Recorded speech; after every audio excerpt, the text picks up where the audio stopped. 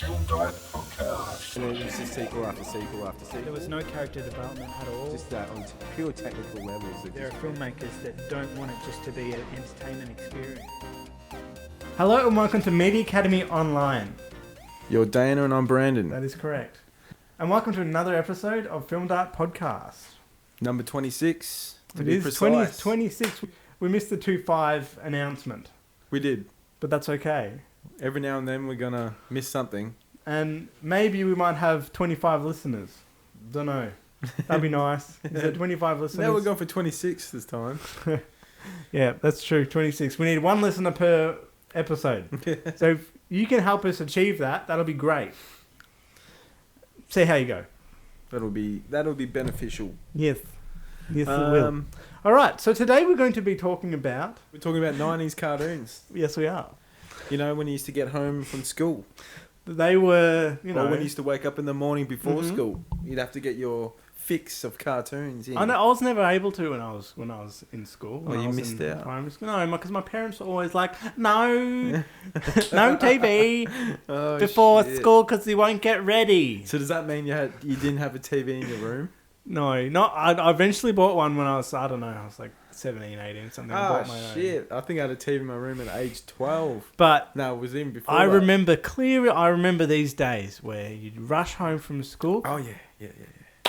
And then something's on.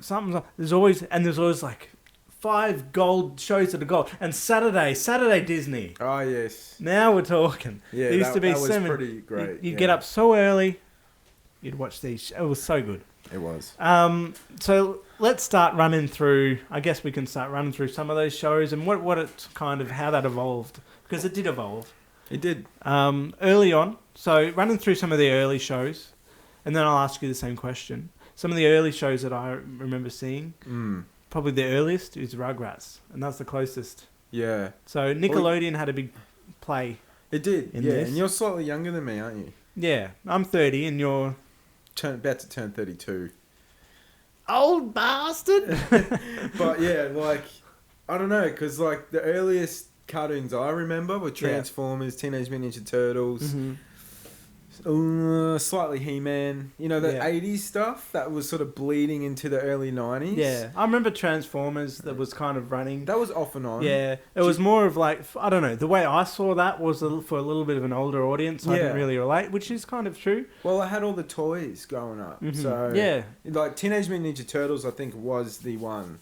Like, because I think it was kind of happening while I was a kid. I remember those toys. Everyone had it was those really toys. hard to see the cartoon. I remember it was like, anyway, it was really hard because they weren't playing it. Yeah. But then we got into things like, I guess, Widget the World Watcher.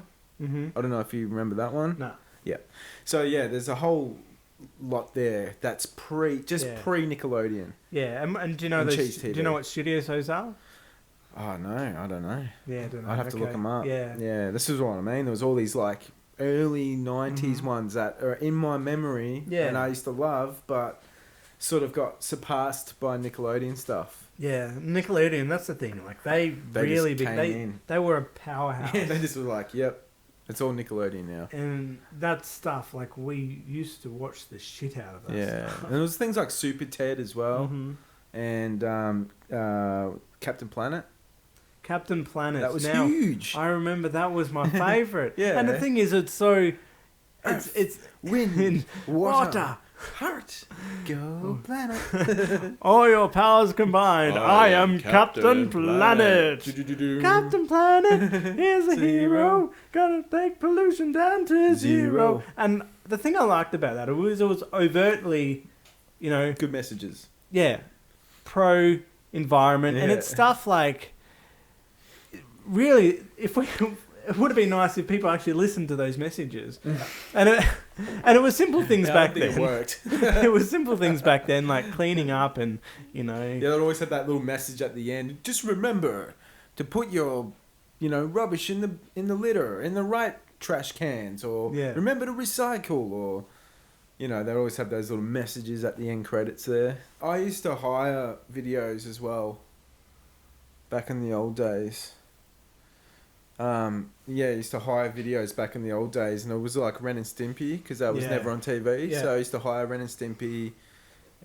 That was the one. I remember it being on TV when I was real young, and my dad loved it. Yeah, I used to watch it with my dad. Yeah. And my brother did, and that was like the thing we'd watch together when we were kids. And Dad used to just laugh non-stop watching that. Yeah. And we loved it. It was, I think it's still like my highest rated cartoon of all time, just because of how obscene and funny it was, you know. Yeah. And artistically intelligent at times as well. Like some of the artwork and crazy. It's basically just crazy. But also you had Simpsons, I suppose. We did. On the other spectrum, that's right. You know, so, that was the after school. You know, in the evening at dinner time. Yeah. There'd be Simpsons. You know, and that was like the staple. You know, if you didn't watch Simpsons, I don't know what the hell you were doing, because that's what everyone was doing basically, was watching Simpsons. And to see that show evolve over time as well, and the characters and just the show in general. To watch it change over time was pretty special. Yeah. Until I fell off it, you know, and that was that. But then you had shows like South Park and Beavis and Butthead as well, King of the Hill. You had all these adult cartoons as well in the mix. But let's go back to after school, primary school. We'd get home, and it was basically Nickelodeon at that point. It was, and it's interesting now because they recently, well, I say recently, a few years ago, they re-released all of the shows we used to watch onto DVD, so they're all accessible now like, for us. Are Real Monsters, Rocko's Modern Life, Cat Dog, Two Angry Beavers, or was it Angry Beavers? Yeah. Angry Beavers, Wild Thornberries, Rugrats, of course. That was the big one. Rugrats, I think, was the biggest one. Yeah, it was huge. It was Hey giant. Arnold. Hey Arnold, Yeah, that was also pretty big. But yeah, I guess Rugrats was the kind of apex of all those shows because it was so relatable. There were kids, and it was just like, you know, I don't know, there was something about it that just really appealed to that 90s. And I guess it's notable that they were all 2D animation. Yeah, for the most part. Brilliant iconic artwork, you know, which I guess that's the thing about having a strong cartoon, really, isn't it? Because, you know, you got to have a style, but like especially Nickelodeon, like they have a specific style, but each one of those cartoons were still varied enough to be separate from each other, but still they had a cohesion or cohesiveness between them all somehow. Yeah. Just I don't know how that all worked, but it just did. Yeah. My favourites were obviously Rugrats, and then I loved Are Real Monsters just for the wacky, zany, crazy creatures. It was the great. monsters. It was fantastic. And it was just like something you'd never see, you know. They utilise like character design so well in those. With the guy that holds his eyes. Yeah, Crumb. And he's always dropping them, and he's got to pick them up. That one that looks like a stick. Yeah. Oblina or something. Yeah. Yeah. And the horse teacher guy. Yeah, that was almost a precursor to Monsters Inc. When you think about it, it's the same idea basically. It really is. Especially Monsters University. It's basically that idea. Because didn't they go off screaming people as well? Like they used to. Yeah. It was copyright. Pixar, you're not original. We're looking at you. And Which is funny. Yeah. And Rugrats is very similar to kind of Toy Story in ways. Yeah. The way I think about it, because it's very child-esque, you know, really directed at that under 10. Yeah. It's looking at something that would be, you know, almost childlike. So children, you know, young children or toys. It's looking at something from their height, you know? Yeah. But then it's expanding that and creating a world within itself around that. Yeah. I love that. That's right. You've got these kids that are living their whole world and they're talking and they're doing all this stuff. And the parents... Yeah, and you see their legs or their knees, up to their knees, That's if right. you did it. Or you know, you might see glimpses of them, but they were never the focus. That's right. And the same thing with the toys. They're living their whole life and no one ever knows. And it's like their child or the child worlds, say the lounge room or the house, was so big because when you're a kid, everything's so big. The backyard was massive, and that's the same rules that are applied to Toy Story and A Bug's Life, and it's basically like, okay, you know, let's just look at it from that perspective, and then immediately it just works because it's looking at things from another angle, and it's so relatable. Yeah, I love that. It's such a important thing. And on a deeper level, you know, it's one thing for us to look at those films as we're sort of grown up around those times, but looking at today's, you know, youth when they're growing up and the shows that are playing, it feels a lot more fragmented, and there doesn't seem to be as a clear style than there used to be.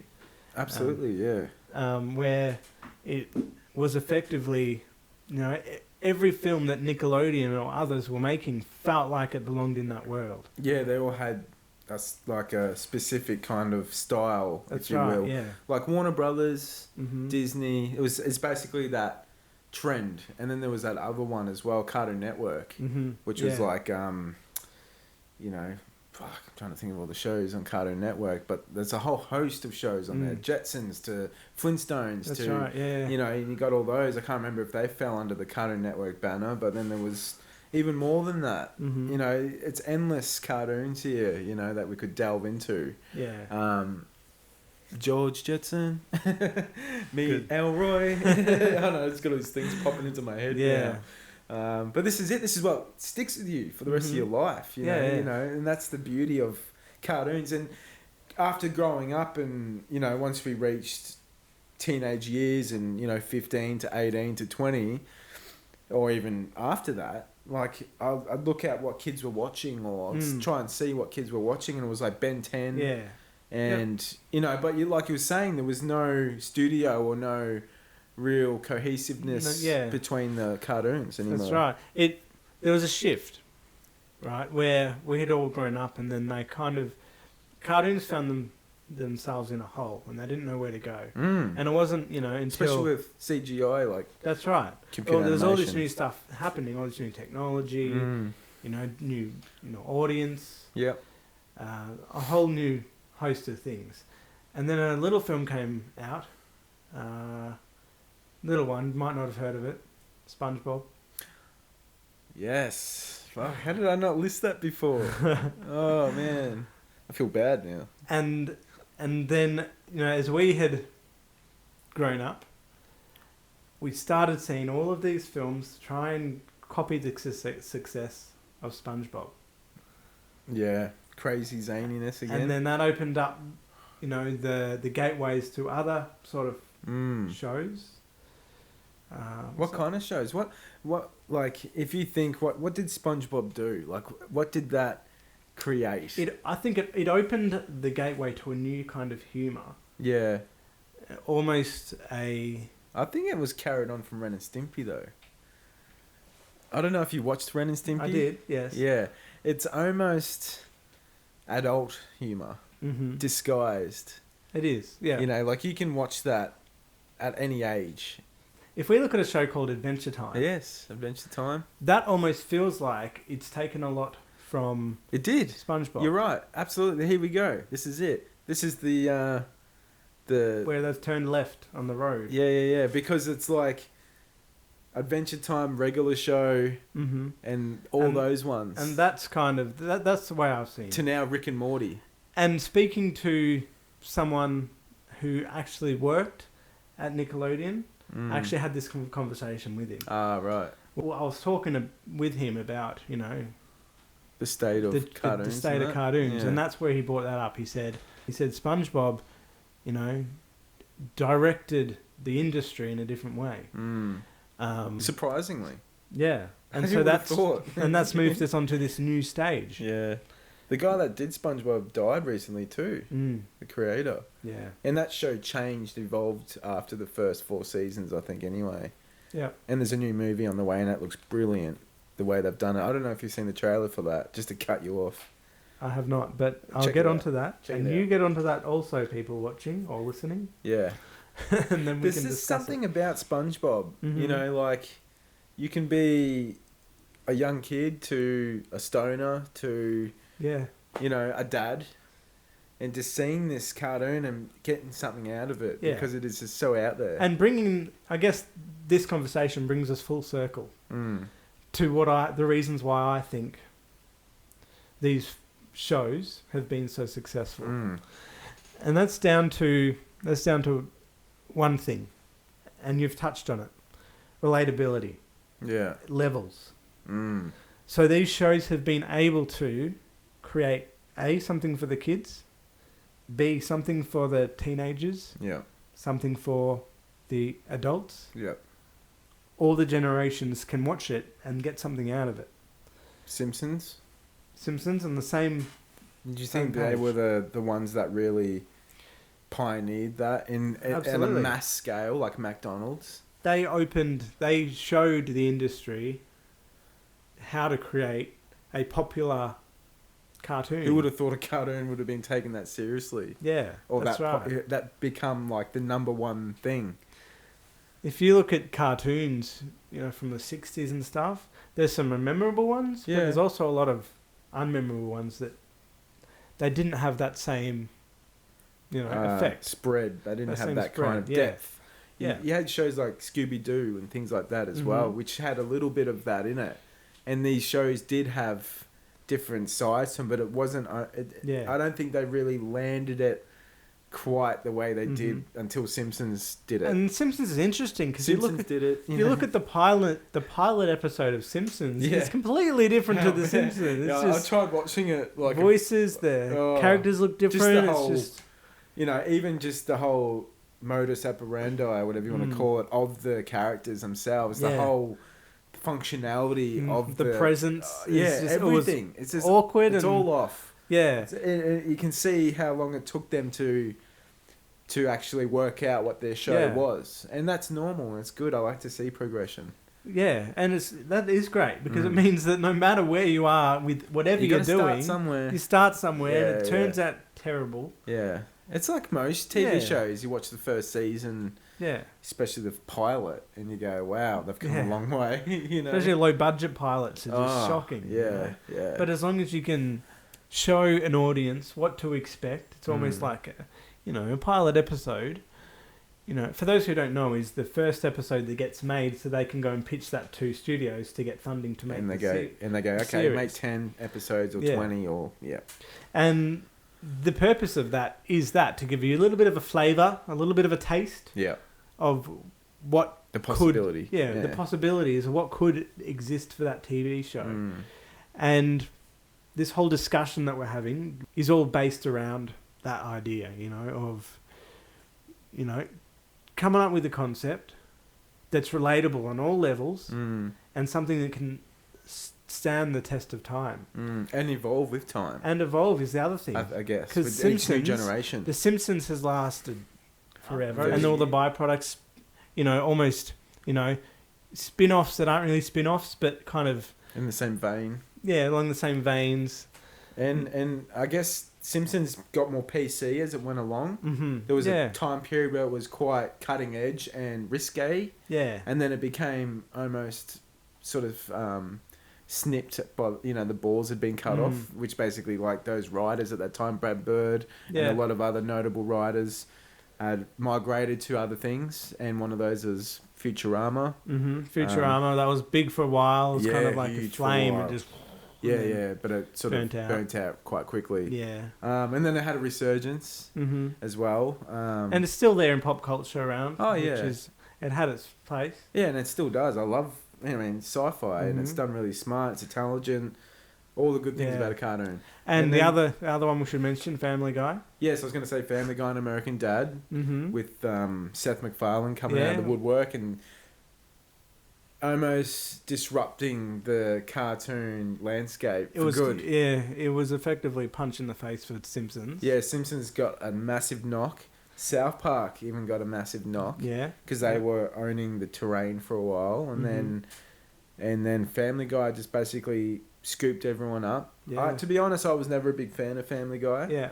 I liked parts of it. Yeah, I can't say I've watched every episode. I've watched it. My brother loved it. He was religious about it. The thing that I'll say they do well though with Family Guy is they're great at explaining a meaningful topic to people in a different kind of way that can be relatable for a lot of people. I'll take your word so for that. if you watch back on some of the episodes, anyone listening, if you watch back on any of the episodes, you will see that they do their best to insert meaningful topics within them for the most part. Okay.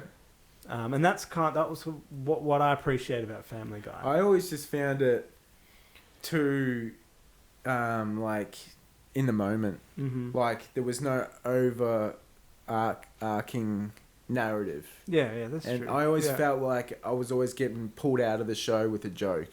Mm-hmm. And that's what it did. That's its style. So the style didn't necessarily grab me. Well, I liked some jokes, but overall I could never remember an episode. Yep. Or I'll just remember moments or a joke, but not. And the jokes would just drag on and drag on and drag on. Yeah. And to be honest, I don't really like Seth MacFarlane's sense of humour until American Dad came out.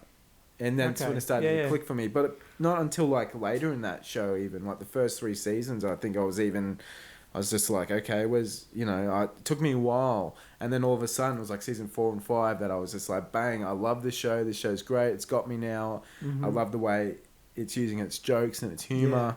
It landed for me. But yeah, which is a funny thing because I love most cartoons, but Family Guy just didn't do it for me. That's fine, That's how weird's that? Like, it didn't land. No. But a lot of people did, so that's great. The majority did. Yeah. I'm an outsider. And I guess, finishing up, looking at the current state of cartoons. Rick and Morty. It's all Rick and Morty. It is. It's all Netflix now. Yeah, Rick and Morty. There's also Final Space, which I've watched recently, which is good, and Disenchanted, which is some of the Simpsons guys. Yeah. The content's got a lot dirtier, and it's going for a completely different market. BoJack Horseman and, all those crude cartoons coming out. It's clever in a way because they're picking up the audience who are now older, who've grown up watching cartoons. That stuff, that's from Simpsons to Family Guy to South Park to Ren and Stimpy. So it kind of rides on a little bit of nostalgia, how with that format. Absolutely rides on that nostalgia, but for an older, more mature audience. Absolutely. What's going to be the next trend? I wonder where it's going to go. Like Rick and Morty seems like it's like I watched some of the new season of Rick and Morty and I feel like it's starting to get burnt out already. Yeah. It's only on season 3, I think, and I feel like that show hasn't got much further to go because it's almost like it was almost like too open for ideas and it was almost too smart for its own good in ways, and I think for them to keep that up it's very hard. The way I see these more mature sort of overtly sexual films, cartoons, I think they lose their steam very quickly. Their momentum. It's kind of funny for a little while, but then we kind of get over it. That's what happens when there isn't an overarching narrative. That's it, yeah. If you don't have a narrative for a season, or even just here and there, like you can have the narrative from episode to episode, but then throw in curveball episodes that break that up, but you still have something that's going on in the background. And that idea, I think, has worked really well for a lot of cartoons and shows. Yeah. But I think when you've just got random episode after random episode where without a heading, it could go on forever, which means... Well, I guess that's what's going to happen. But, Yeah, I know. So this is why, like, a show like Disenchanted, which is one of the newer ones, is actually is more intriguing to me because it's kind of like, okay, where's it going? The story, overarching story, where's it going? Even Futurama started off like that, like Fry got thrown into the future, and it was all about, is he going to get back to the past? What's going to happen? But then they kind of lost that. And then, you know what I mean? Like, yeah. I understand. Like, there's a disconnect between a lot of the big money-making TV shows that are... They're a story. They're a giant movie. Yeah. That's what they are. Yeah. Everything is telling one story from episode 1 to episode 12. And there's none of these little mini stories within them necessarily. Obviously, they've got their certain story points within an episode. but it's always changing and evolving. Yeah. And some of these cartoons live in a place, and this is fondly. It's not necessarily a bad thing, but I think as you're right, it's losing its place. I don't even know if that's true. Like, I just feel like that's something. Yeah, well, there's something there. I think it'll be interesting to see a cartoon that does change from episode to episode and move forward episode to episode. Well, interestingly, South Park, that's something they tried in one of the recent seasons, is to basically have a whole season that's dedicated to like continuity. Do you know how that went? Not too well. Maybe See, it didn't work because South Park's built on randomness as well. Like, you need that different formats, but I guess it might not work. I didn't enjoy it, which is I'm saying like I was pro that, but then I'm not. So it's there's like a balance there. You want a show to go on, but you don't want it to go on forever. You want some end in sight. You want some end goal. Yeah. But you don't want it to get there too quick, or you don't want it to be dragged out.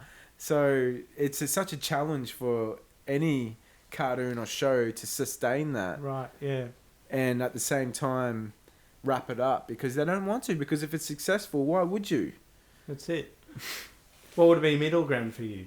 Well, I think a good show... How Met Your Mother? Is that...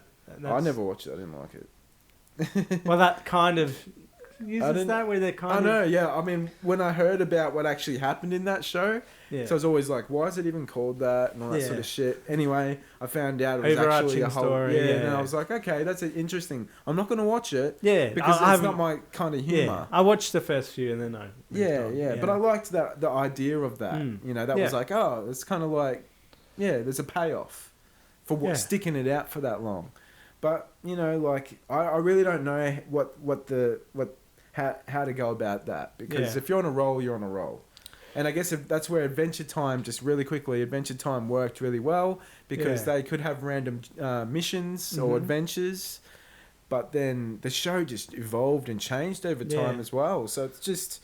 I guess it depends on the story and the format and all of that stuff. And how quick the show goes for, half an hour, 10 minutes, 5 minutes, whatever. I don't know. It's just, it is what it is.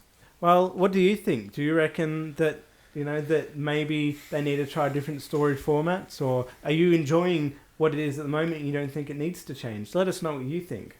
Yeah, that'll be good. What shows are your top picks? Like, what are the shows that are...